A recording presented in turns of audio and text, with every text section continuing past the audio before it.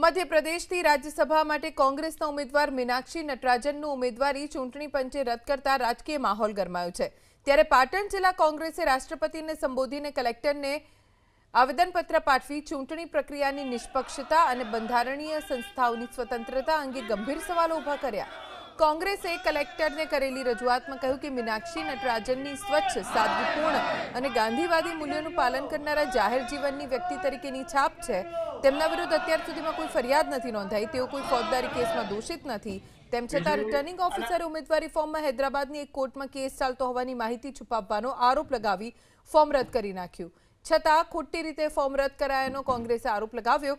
અંતમાં ચૂંટણી પંચની કાર્યવાહીનું નિષ્પક્ષ, સ્વતંત્ર અને પારદર્શક રીતે પુનઃમૂલ્યાંકન કરવા જરૂરી બંધારણીય પગલાં ભરવાની પણ માંગ કરવામાં આવી।